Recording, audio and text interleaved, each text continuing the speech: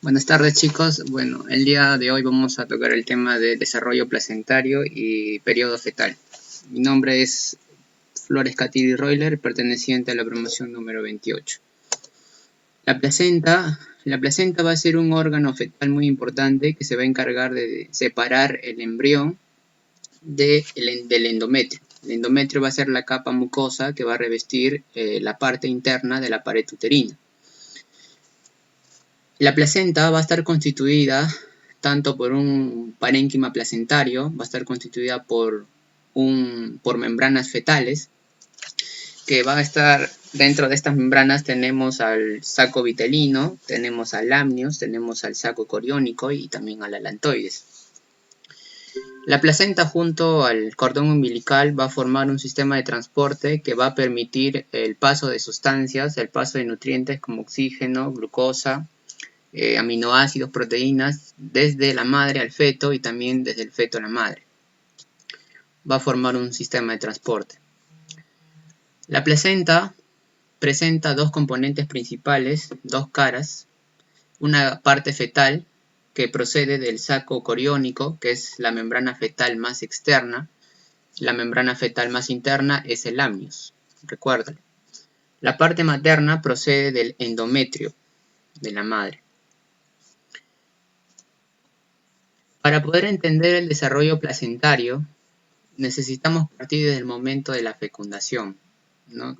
Tienen que recordar lo que ya les han explicado en las dos clases anteriores. Desde el momento de la fecundación, saben que se forma el huevo cigoto, es una célula diploide de 46 cromosomas, y esta va a sufrir una división. Ya se va a formar, dentro de esta estructura esférica se forman células conocidas como los blastómeros, que conforme van pasando los días se va a seguir dividiendo, ¿no? En una etapa de 2 células, en una etapa de 4 células, se dividen en 8, y cuando adquiere 16 células tiene características de una mora, por lo cual se le denomina mórula. Estos blastómeros continúan dividiéndose y también aumenta el líquido entre estos blastómeros y da paso a la formación del blastocisto. Este blastocisto puede estar formado por muchísimas células, ya sea por 50 a 100 células, llamados blastómeros. Una parte de estas células se denomina masa de células internas. Esta parte de masa de células internas va a dar origen al embrión. Y la otra parte de células se denomina trofoblasto. Este trofoblasto es la que va a dar origen a la placenta. Entonces, el desarrollo inicial de la placenta se va a caracterizar porque va a haber una rápida proliferación de estas células trofoblásticas. Y también se va a desarrollar el saco coriónico y las vellosidades coriónicas. Vamos a regresar. Pero tienen que entender, estamos aquí, para que no te pierdas. Está el blastocisto y aquí está el endometrio. Más o menos al quinto o sexto día, el blastocisto ya ingresa a la cavidad uterina para poder implantarse. La implantación se va a dar en el tercio superior del endometrio, en la pared posterior, en el tercio superior. Entonces este blastocisto se va a preparar ya para poder unirse al endometrio, y en este momento este blastocisto pierde la zona pelúcida. Esta zona pelúcida lo protege del sistema inmune de la madre, porque este es un agente extraño. Entonces, para que no pueda ser reconocido por el sistema inmune de la madre, es que tiene esta zona pelúcida, hasta esta etapa de blastocisto. Una vez que llega ya a la zona de implantación, lo pierde, debido a proteasas que son secretadas por el propio endometrio, por las células endometriales. Secretan proteasas que van a degradar esta zona pelúcida. Al degradar esta zona pelúcida, este blastocisto libera citocinas, libera hormonas muy importantes, por ejemplo la interleucina 1 alfa, la interleucina 1 beta, que van a tener una acción directa en esta zona endometrial. Esta zona del endometrio responde liberando factor inhibidor de leucemia, libera folistatina, libera factor estimulante de colonias. Este factor inhibidor de leucemia, la folistatina, van a ser una activación de señalización celular y estas células del epitelio endometrial, las células estromales, van a empezar a parar de proliferar y van a empezar a diferenciarse. Ese cambio de proliferación a diferenciación se conoce como desidualización.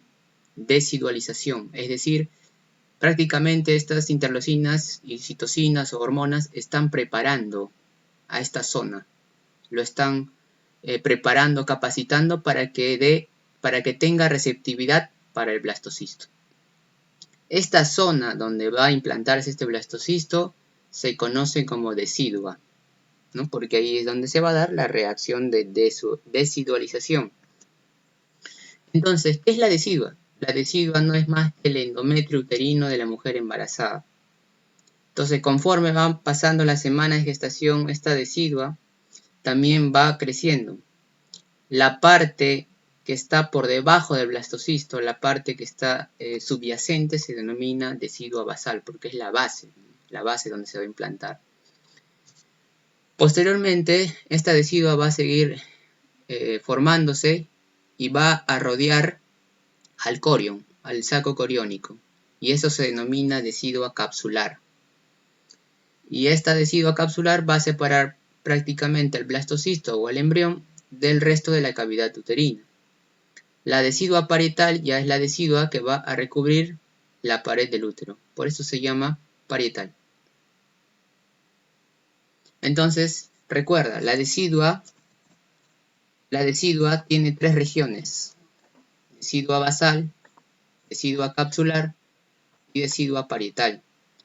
Cuando van aumentando las semanas de gestación, esta zona de la decidua capsular con la decidua parietal se juntan, están muy próximas. Entonces, conforme aumenta el desarrollo, llegan a juntarse y forman la denominada decidua vera. Entonces, la decidua vera es la unión de la decidua parietal y la decidua capsular. Entonces, ¿de dónde provenía la placenta? De la proliferación del trofoblasto. ¿De dónde provenía el embrión? De la masa de células internas. Entonces estábamos aquí, que ya se ha preparado la zona de implantación, ya el blastocisto está cerca, ya está unido a la membrana.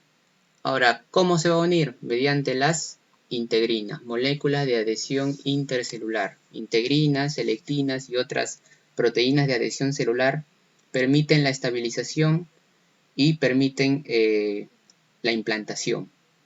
Al igual que la sinapsis inmunitaria, ¿no? No sé si recuerdas en la clase de inmuno que les expliqué que también actuaban las integrinas para estabilizar la adhesión celular. Lo mismo es aquí.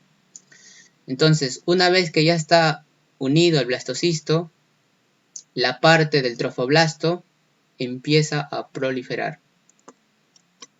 Esta parte del trofoblasto, aquí está el trofoblasto, estas células rosaditas, ¿ya? De ahí proviene la placenta.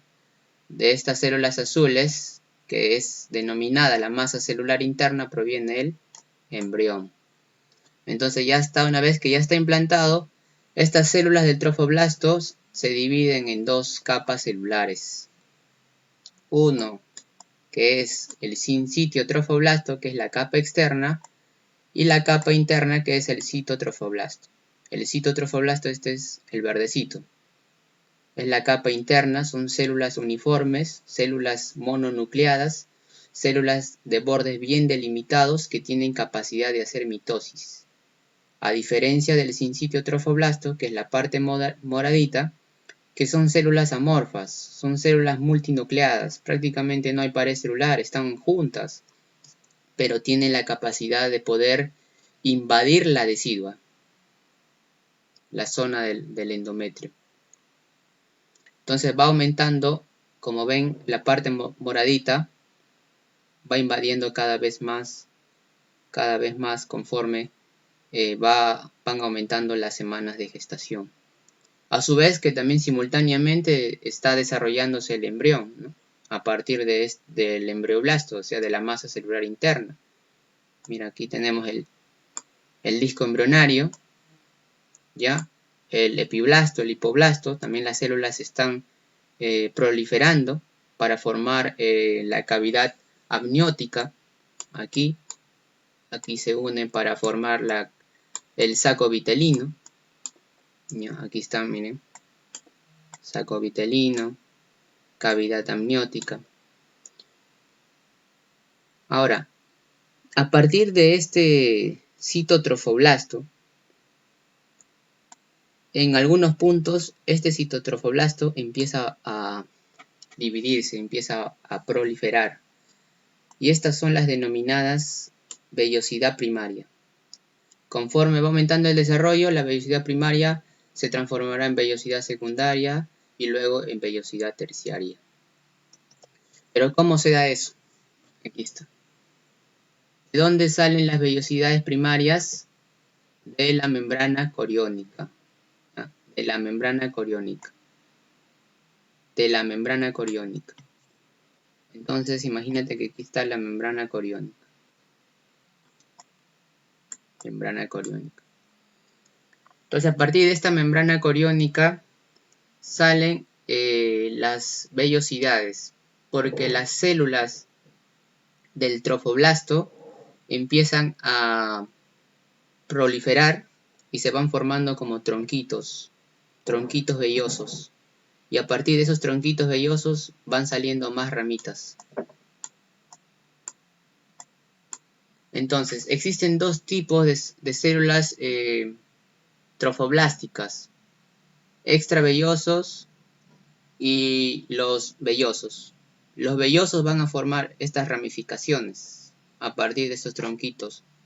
Y los extravellosos son células del sinsitio trofoblasto que van a tener la capacidad de poder invadir la decidua. ¿Y cómo van a invadir la decidua estas células? Lo van a invadir secretando proteasas. Por ejemplo, secretan el factor activador de plasminógeno, que transforma el plasminógeno en plasmina, y esta activa las metaloproteinasas que están en la decidua basal, y estas empiezan a degradar la matriz, y es así como degradan. Y conforme van aumentando las semanas de gestación, cada vez más penetran, más y más. Entonces los trofoblastos extravellosos se dividen en dos tipos más todavía: trofoblastos extravellosos intersticiales y endovasculares. Aquí está. Los trofoblastos extravellosos se dividen en trofoblastos extravellosos intravasculares e intersticiales. Estos intersticiales tienen la capacidad de poder degradar la decidua, y los endovasculares van a penetrar en las arterias espirales. Entonces existen dos tipos de trofoblasto extravelloso: intersticial, que va a degradar la decidua basal, y el endovascular, que son células que están viendo aquí, que empiezan a pegarse a las arterias espirales, ya que van a irrigar esa zona del endometrio de la madre. Son arterias espirales, como estás viendo en la imagen.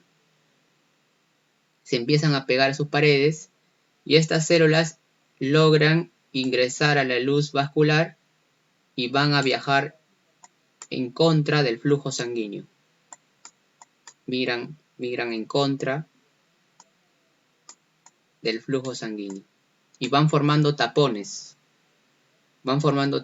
Y esos tapones van erosionando la pared de estas arterias espirales, con el objetivo o con el fin de que estas arterias espirales se dilaten. Al final van a formar una arteria dilatada.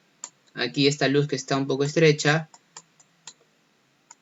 va a dilatarse. ¿Y es bueno que se dilaten? Sí.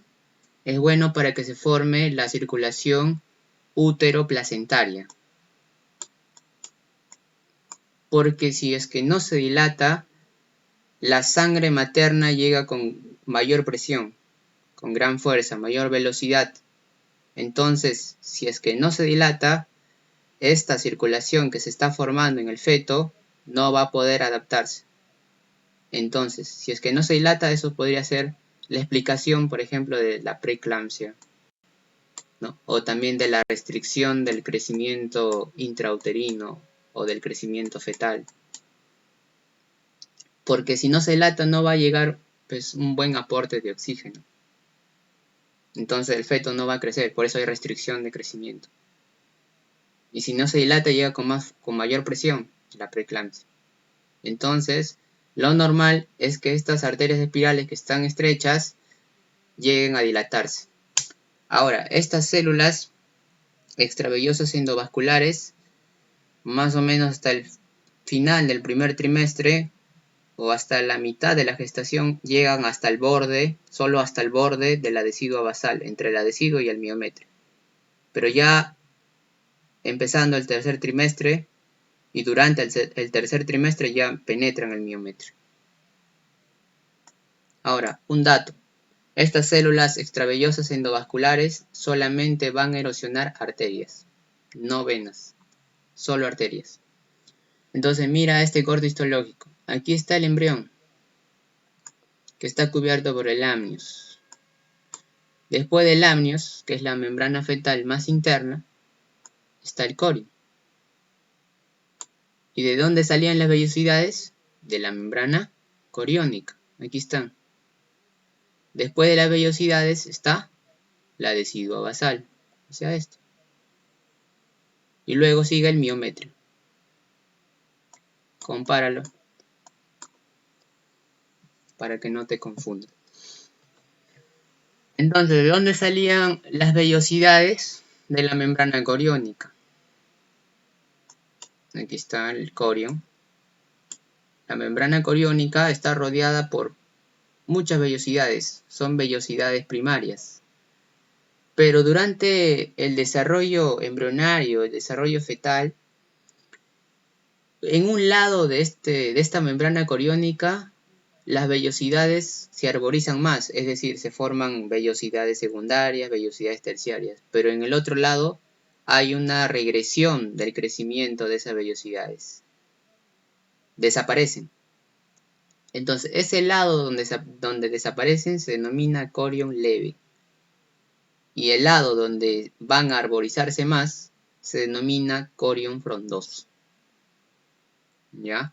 A su vez que el disco embrionario sigue desarrollándose, ¿no? El embrión sigue desarrollándose, ya el amnios, la membrana amniótica, ya se pegó al corium, ¿ya? Y en un punto están formando ya el pedículo de fijación, que más tarde ese pedículo se va alargando, alargando y alargando y forma el cordón umbilical.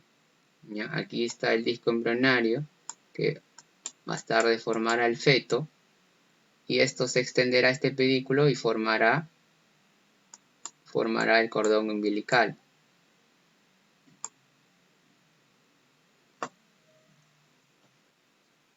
Entonces aquí están estas imágenes para que vean lo que les acabo de decir. El corium en un inicialmente está rodeada de vellosidades, todo, incluso no se logra ver el embrión. Pero ya cuando va aumentando el desarrollo, en un lado hay regresión del crecimiento y en el otro lado hay mayor arborización. En este lado se llama corium frondoso y este lado corium leve o corium liso. Ahora, ¿por qué en un lado no hay crecimiento y en el otro lado sí? Porque como habrán visto en las imágenes,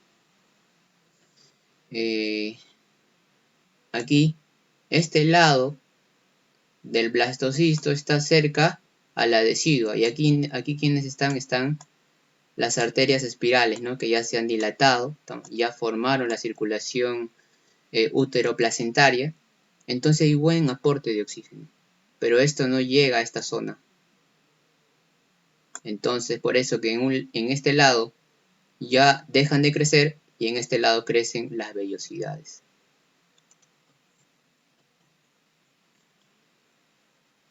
Una vellosidad primaria está formada por sincitio trofoblasto y citotrofoblasto. Dos capas celulares. una vellosidad primaria. Una vellosidad secundaria ya va a estar formado por el sinsitio trofoblasto, el citotrofoblasto y le agregamos el mesodermo extraembrionario. Y una vellosidad terciaria ya está formado por el sinsitio, cito, mesodermo extraembrionario y ya aparecen los lechos capilares del feto, del embrión. Entonces, estas vellosidades son importantes porque es la que va a comunicar tanto el lecho capilar fetal y el lecho capilar de la madre, para que puedas tener una mejor visualización. Mira, esta es una vellosidad, lo que estoy bordeando. Y dentro de esta vellosidad están los vasos o los capilares fetales. Aquí hay otra vellosidad. Entre esta vellosidad y esta vellosidad está el espacio intervelloso. Y aquí están los capilares de la madre, ¿no? Porque aquí están ya las arterias útero-placentarias, ¿no? O sea, las arterias espirales que ya se han dilatado. Y es de esta manera como la sangre que llega de la madre va a pasar a través de esta membranita. Entonces, te darás cuenta que en un inicio la vellosidad primaria contiene gran cantidad de células del citotrofoblasto y sinsitio. Cada vez que se va ramificando más a una vellosidad secundaria, va disminuyendo la cantidad de células del citotrofoblasto. También se va adelgazando el sinsitio y aparece el mesodermo. Y ya en una terciaria aparecen los capilares del feto, capilar velloso. Entonces es más delgado. ¿Ya? Aquí esta es una vellosidad, esta es otra vellosidad. Aquí ¿quién está? El espacio intervelloso. Aquí ¿quiénes están? Los capilares de la madre. La sangre que va a llegar, entonces esta sangre tiene que pasar a través de esta membranita. Entonces si es más delgada va a facilitar la difusión, ¿no? Si es gruesa va a haber problemas. En cambio si es delgada va a favorecer el paso de todas las sustancias nutritivas que necesita el embrión para que pueda desarrollarse. Ya estas láminas histológicas, y aquí observamos el sinsitio trofoblasto. Ya, esta es una vellosidad. Esta es otra vellosidad. No, otra. Entre vellosidades, ¿quién está? El espacio intervelloso. Ya, aquí miren. La vellosidad. Aquí hay otra vellosidad. Aquí también. Aquí también. Miren, aquí están los capilares del feto, capilares fetales. Y aquí ¿quiénes van a estar? Los capilares de la madre. Entonces la sangre va a llegar y pasa a través de esta membrana. Aquí está lo que te mencioné antes. Corión leve o corión liso, la zona de corión en la cual ya ha habido una regresión del crecimiento de las vellosidades. Y este lado donde hay una gran arborización es el corión frondoso. ¿Ya? Es el corión frondoso. Bueno, aquí el embrión se sigue desarrollando también, ya se formó el cordón umbilical, ya se formó la cavidad amniótica, ¿no? Que va a contener al líquido amniótico, que va a ser importante para el embrión, para el feto, ya que le va a dar, tiene funciones muy importantes este líquido. Le otorga protección, sirve como amortiguamiento, en el caso de que la madre sufra un golpe, sirve también para el desarrollo pulmonar del feto. También actúa como una barrera frente a las infecciones, actúa como o mantiene la homeostasis de los líquidos y los electrolitos.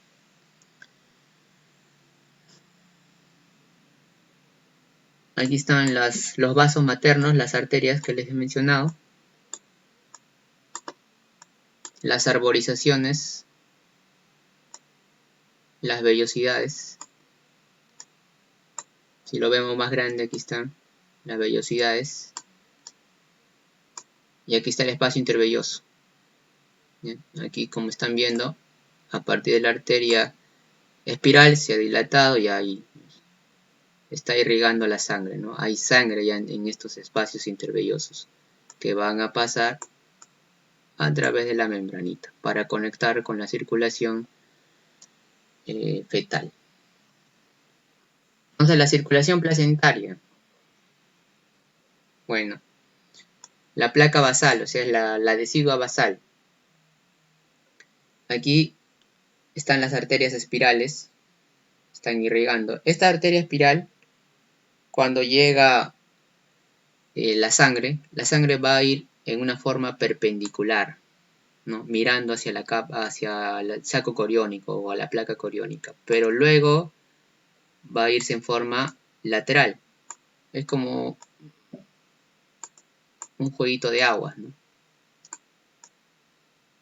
Se va yendo en forma lateral hasta llegar a las vellosidades y pasar la membrana que ya les he explicado. Entonces los nutrientes, las sustancias como por ejemplo el oxígeno, los aminoácidos, las proteínas, hormonas, anticuerpos, ¿ya? Van a pasar a través de esta membrana, principalmente el oxígeno, la glucosa, ¿ya? Y van a ser conducidas por la vena umbilical hacia el feto, hacia el embrión. Entonces, una vez que se da todo el metabolismo en el feto, en el embrión, los desechos que se van a generar, el dióxido de carbono que se genera, van a regresar a través de las arterias umbilicales. Entonces, la vena umbilical que conduce sangre oxigenada y las arterias umbilicales sangre desoxigenada.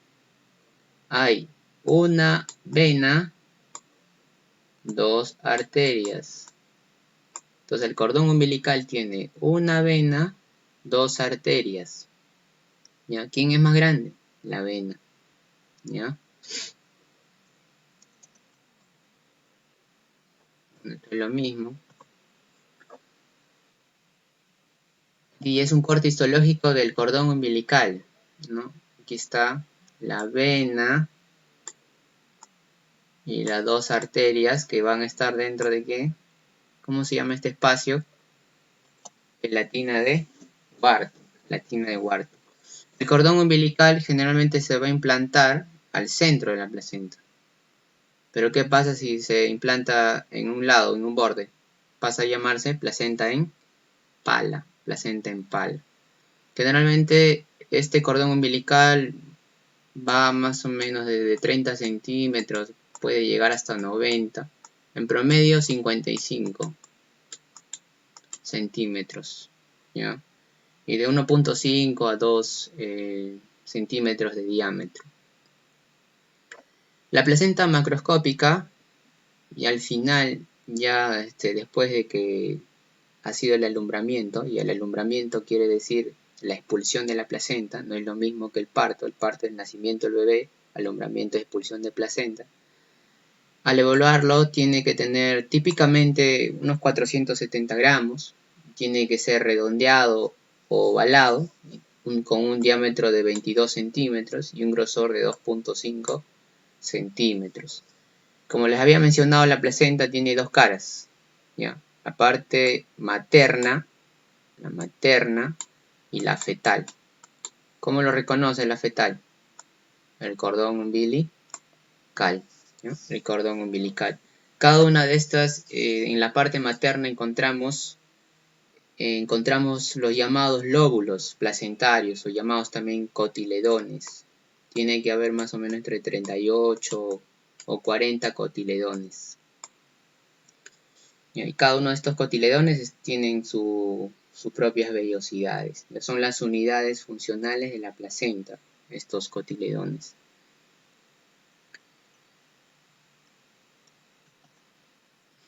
La función placentaria. La función de la placenta es fundamental para el desarrollo tanto embrionario y desarrollo fetal, pero cumple 3 funciones principales.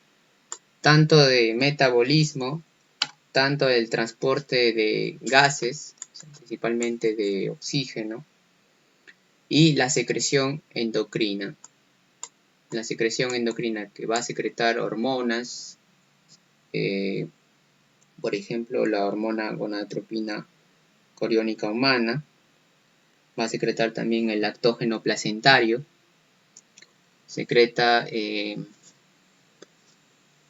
la progesterona, el estrógeno y glucocorticoides, secreta factores de crecimiento placentario, factores endoteliales vasculares, y a través de esta placenta, como les he mencionado, importante para que pase tanto oxígeno, pasa agua, hidrato de carbono, aminoácidos, lípidos, electrolitos, hormonas, vitaminas, hierro, oligoelementos, anticuerpos y más. O sea, es muy favorable para el desarrollo del feto, pero así como también hay algo favorable, también hay elementos perjudiciales en caso, por ejemplo, de que la mamá consuma fármacos o drogas o alcohol o tóxicos o como el monóxido de carbono, logran pasar también la placenta. Virus, por ejemplo la rubiola, ¿bien? El citomegalovirus que causa, por ejemplo, rubiola congénita. Por ejemplo, un protozoo que es el Toxoplasma gondii causa toxoplasmosis congénita. Entonces también estos agentes también pueden pasar la membrana placentaria y pueden pues, ser perjuiciosos para el feto. Ahora, antes de pasar al periodo fetal, algunas anomalías en cuanto a la placenta está la placenta acreta, la placenta íncreta y pércreta. Y eso se debe a unas anomalías en cuanto a la proliferación del trofoblasto. Cuando las vellosidades, ¿no?, que hemos visto ya el desarrollo, ¿no?, de las primarias, secundarias y terciarias, imaginemos que aquí está el miometrio, ¿no? Aquí está la decidua, el miometrio, y por aquí está la serosa de la pared uterina. Cuando estas vellosidades invaden el miometrio, llegan hasta aquí, hasta el miometrio, más o menos hasta casi el borde entre la decidua y el miometrio, es acreta, o también llamado adherente, porque está bien adherido. O sea, no sale fácilmente la placenta. Cuando estas vellosidades logran llegar hasta casi ya el final del miometrio, se denomina íncreta. Y si es que logran pasar ya todo el miometrio y llegan ya hasta la serosa, penetraron la serosa, se denomina pércreta o perforante. Entonces hay anomalías en la placenta, conocidas entonces como acreta, íncreta y pércreta. La placenta previa ya es cuando se da una implantación anómala, es decir, no se da en el lugar que debe darse, ¿ya? En el tercio superior de la pared posterior del endometrio. Ahí se da la implantación. Cuando ya, por ejemplo, se implanta a nivel ya casi cerca al cérvix, si se implanta ahí y se genera la placenta ahí, va a obliterar la cavidad uterina.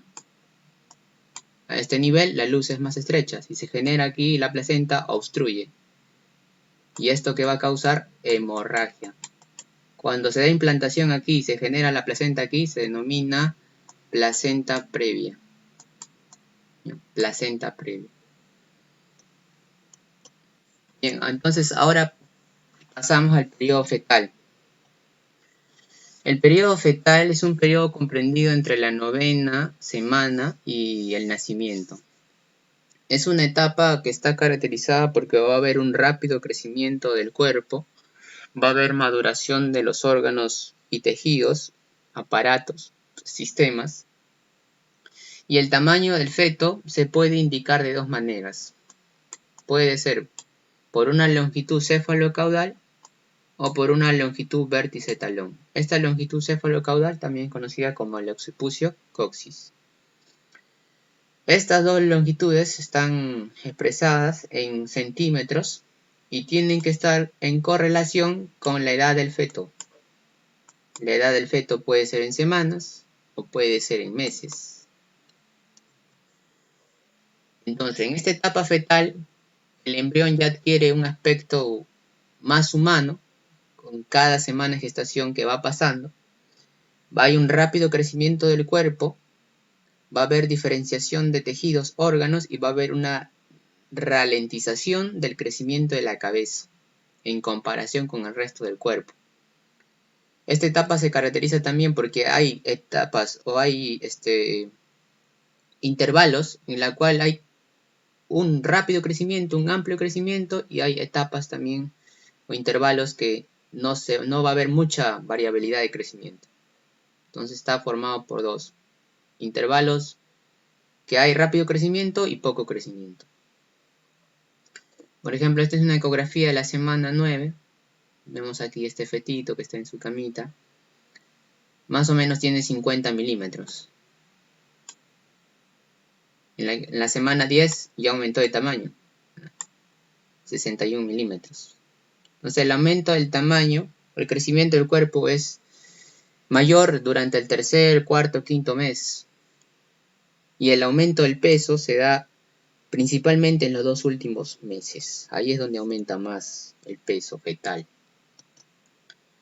Entonces la duración del embarazo puede ser considerado 280 días o 40 semanas si es que se considera desde el último periodo menstrual normal. O puede ser 266 días o 38 semanas si es que se considera desde el momento de la fecundación. Aquí hay dos conceptos importantes que no debes de confundir. Una es la edad fetal y otra es la edad gestacional. Entonces la edad fetal toma en referencia o toma en cuenta desde el momento de la fecundación y la edad gestacional desde el último periodo menstrual normal. Entonces es muy importante que el médico que prescribe la ecografía y el médico que realiza la ecografía tengan o manejen la misma terminología. O sea, que consideren desde la fecundación o ya sea desde el último periodo menstrual. La edad fetal se puede dividir en trimestres.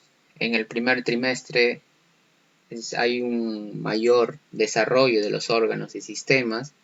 El método de medición que se hace en el primer trimestre, el método de medición de elección, es la longitud occipucio coxis.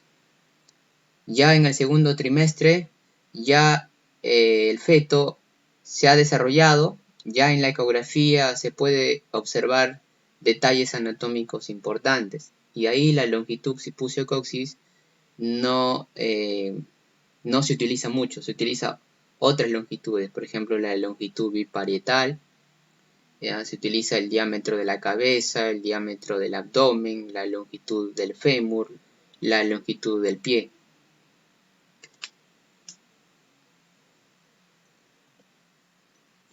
La fecha estimada de parto, para poder estimar esta fecha de parto, se utiliza generalmente la regla de Nigel. Esta regla se basa en el último periodo menstrual y se puede calcular de la siguiente manera. Desde el primer día del último periodo menstrual se añade 7 días y luego se resta 3 meses. Ejemplo, si el primer día del último periodo menstrual fue el 5 de octubre, le añade 7 días, sería 12 de octubre. Le resta 3 meses, sería 12 de julio del próximo año, estaría naciendo el bebé. Es una fecha de parto estimada, ¿no? Probable. Esa es la llamada regla de Nigel. Entonces veamos algunos aspectos importantes, algunos aspectos de cambio en la etapa fetal, que va desde la semana 9 hasta el nacimiento. Semana 9 a semana 12. En la semana 9, la cabeza ya ocupa prácticamente la mitad de toda la longitud occipucio-coxis. Las piernas son cortas, los muslos todavía están pequeños, la cara es ancha, los ojos están ampliamente separados, las orejas tienen una implantación muy baja, los párpados todavía siguen cerrados, los párpados están fusionados y la eritropoiesis está a cargo del hígado. En el hígado es donde se va a dar la eritropoiesis. Los genitales externos van a tener características similares. En la semana 10, en el extremo proximal, ¿no? El extremo del cordón umbilical que está cerca al feto, ahí se van a encontrar asas intestinales. Y conforme ya aumenta las semanas, todas esas asas intestinales regresan al abdomen. Más o menos en la semana 11 ya han vuelto al abdomen esas asas intestinales. Entonces vemos una fotografía del feto de 9 semanas, la longitud occipucio-coxis, desde aquí hasta aquí más o menos. 45 a 52 milímetros. La longitud del pie, 7 a 8 milímetros. El peso, entre 7 y 9 gramos. En la semana 12, los genitales externos ya se pueden diferenciar, ¿no? Por la cual podemos ya diferenciar los sexos, si masculino, si es femenino. Ya el cuello ya está bien definido. Aparecen los centros de osificación primaria, es decir, son centros que a partir de ahí se van a generar los huesos, ¿ya? Primero aparecen los centros a nivel del cráneo, también en los huesos largos. Los miembros superiores ya van a presentar casi su longitud final. Los miembros inferiores todavía están pequeños, falta el desarrollo. Y en esta semana la eritropoiesis ya empieza también a darse a nivel del vaso. La orina que se va a formar en la semana 12 va a ser eliminado a través de la uretra hacia el líquido amniótico y luego se reabsorbe, ¿no? El feto va a estar dentro de la cavidad amniótica, que va a estar rodeado por el líquido amniótico. ¿No? Este líquido amniótico, este feto lo deglute. Y ya más o menos a la semana 12 va a empezar a formar orina ya. Y esa orina lo va a excretar a través de la uretra hacia el propio líquido amniótico que lo está rodeando. Y luego se reabsorbe de nuevo. Entonces vemos esta imagen de los fetos de 10 semanas, 12 semanas, 13 semanas, que ya van obteniendo características ya más humanas. En la semana 13 va a aumentar el ritmo de crecimiento. Aumenta el ritmo de crecimiento. En la semana 14 ya hay movimientos que muestran coordinación, pero estos no van a ser percibidos por la madre. Estos movimientos van a permitir el desarrollo del sistema muscular del feto. Se mueve, pero todavía no lo percibe la madre. Aparecen movimientos oculares lentos. Ya hay un patrón del pelo, que a partir de ahí se va a generar el cabello. La semana 16 ya la cabeza está relativamente pequeña. Los miembros inferiores han crecido un poco. Ya han crecido. Ya van teniendo su longitud final. Y se mantiene la osificación, ¿no? La osificación está activa. Los ovarios se van a diferenciar y contienen los folículos ováricos primitivos, que son las ovogonias, Los ojos van a mirar ya hacia adelante, ya no están tan lateral, ya las orejas ya no están tan bajas, ya casi están cerca de su posición definitiva. Aquí vemos el feto de 14 semanas, el de 15 semanas, el 16 semanas. Cada vez va teniendo ya más características humanas. Vemos el rostro, se está formando, la carita, los ojos siguen cerrados, los párpados están juntos. En la semana 17 a 20, en la semana 17 el ritmo de crecimiento se reduce. ¿Ves? En la anterior etapa había una reducción del crecimiento, pero ya a partir del 17 a 20 aumenta el crecimiento. La longitud occipucio-coxis aumenta en 50 milímetros. Ya se perciben los movimientos fetales, la madre ya puede sentir los movimientos. La piel está cubierta por la vernis caseosa, ya que es un tejido grasoso. Un tejido grasoso que va a cubrir al feto y lo va a proteger más que nada del líquido amniótico, de las sustancias que hay en el líquido amniótico, lo protege. Por encima de este vernis caseosa está el lanugo, ¿no? Que es la piel que cubre el feto también. En la semana 18 se forma el útero fetal, se inicia la canalización de la vagina a partir de los folículos primordiales, ¿no? Junto al conducto de Müller. A partir de ahí se forma el seno urogenital y se va formando la vagina. En el caso de la mujer es el conducto de Müller, ¿no? En caso del varón es el conducto de Wolff. En la semana 20 las cejas y el pelo del cuero cabelludo se hacen visibles, se va a formar la grasa parda que se va a localizar principalmente en la raíz del cuello. Esta grasa parda es importante, ¿para qué? Para la regulación de la temperatura, va a proporcionar calor al feto. La grasa parda, que es muy distinta a la grasa blanca, ¿no? Se ha iniciado el descenso de los testículos, ya se ha empezado, ¿no?, a descender los testículos, pero todavía se localiza en nivel del abdomen. En este feto de 17 semanas vemos que ha crecido más. La longitud occipucio-coxis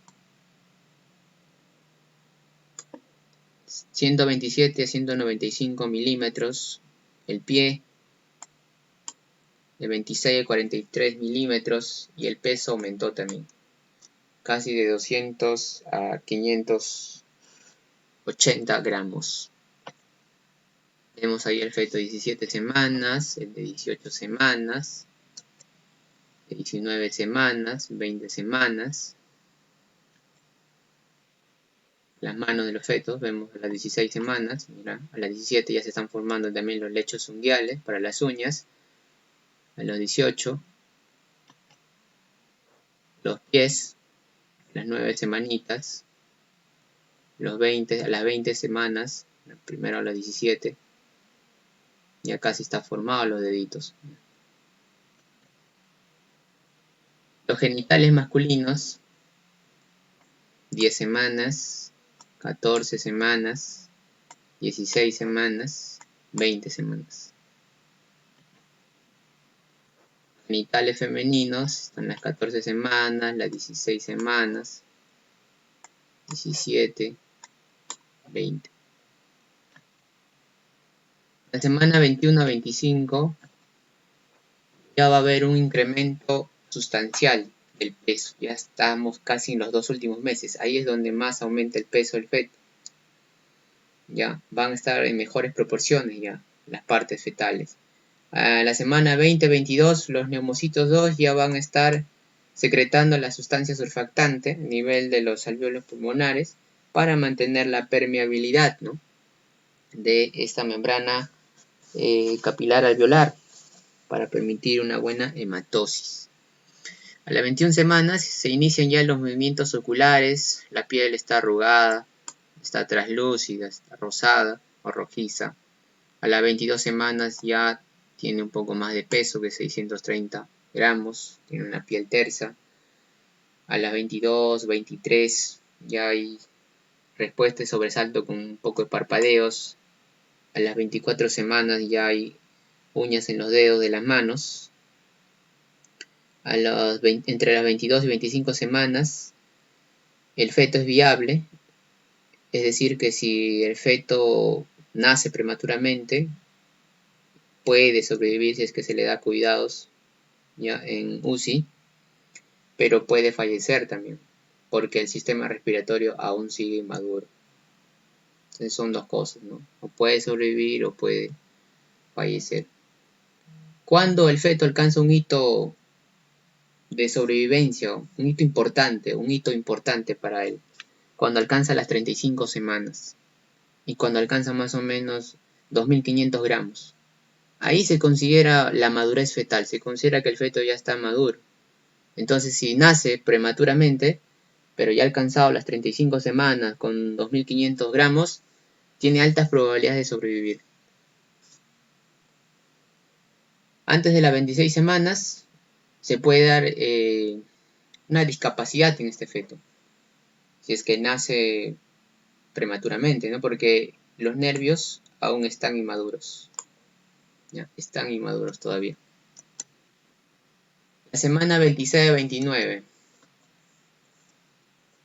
En la semana 24 y 26 ya oyen algunos sonidos, ya hay un adecuado intercambio de gases, o sea, una buena hematosis entre la circulación pulmonar y la circulación sistémica.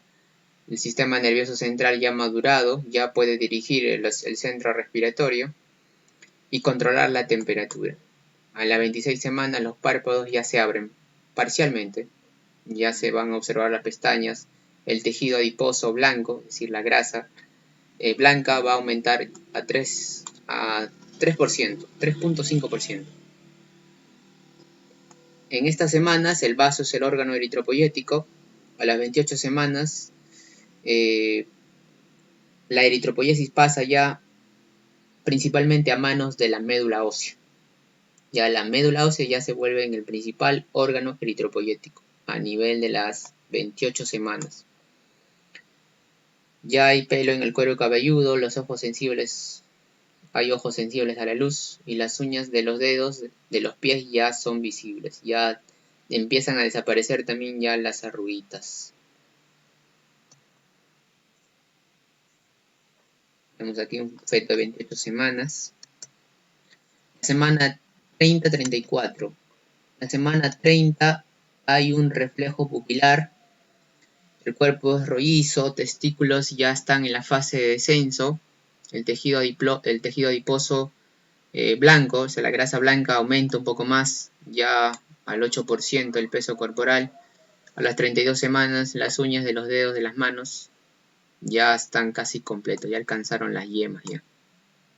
La piel ya prácticamente es lisa, ya no está rugosita.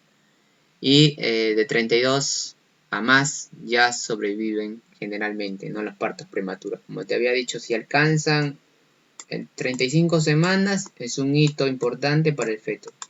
Y si alcanza 2.500 gramos ya está prácticamente maduro. Tiene altas probabilidades de sobrevivir si es que nace prematuramente.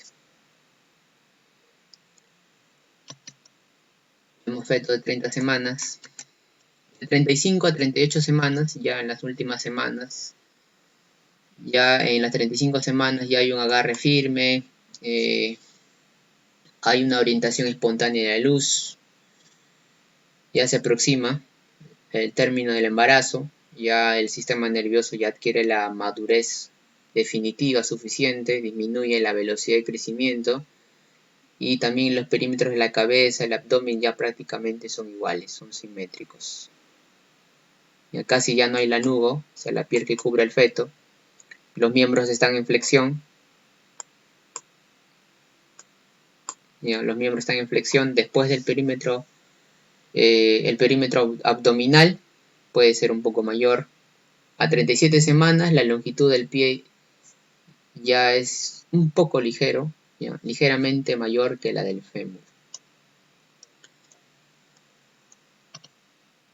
Y en la semana 38 la longitud del occipucio coxis ya más o menos aproximadamente 360 milímetros, un peso de 3.400 tejido blanco, el tejido adiposo blanco ya aumenta más, 16% del peso corporal, ya está listo para nacer. Ya el tórax está prominente, los testículos ya se encuentran en el escroto, ya descendieron de la pared abdominal, y la cabeza, a pesar de que hay una ralentización del crecimiento de la cabeza, pero aún es una de las estructuras, pues, ¿no?, más grandes, ¿no? Tiene un perímetro grande.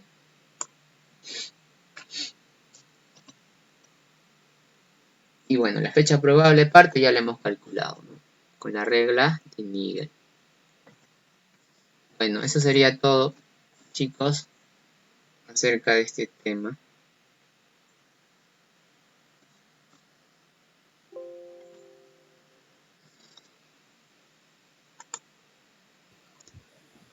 Muchas gracias, Royler, por tu ponencia. Muchas gracias. Royler, ¿algunas últimas palabras para poder culminar con la ponencia? ¿Alguna duda o quieren que repita algo?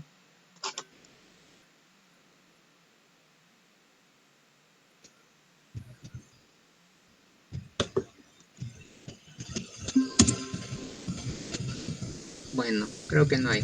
Está bien, primero agradecerle a todos los presentes en esta ponencia, mi ponencia, y bueno, agradecerles también por darse el tiempo de estar aprovechando en repasar un poco acerca del el curso que van a llevar, ¿no? Ya que el curso de embrio no se lleva muy bien, pero si es que lo estudian y con estas clases que también le estamos facilitando, van a poder entender un poco mejor de acerca de los temas embriológicos. Bueno, eso sería todo. Muchas gracias a todos. Chicos, no se olviden de que el día de mañana vamos a tener una doble ponencia con nuestro compañero Piero Pacheco. Va a dictar en la mañana, si no me equivoco, extremidades.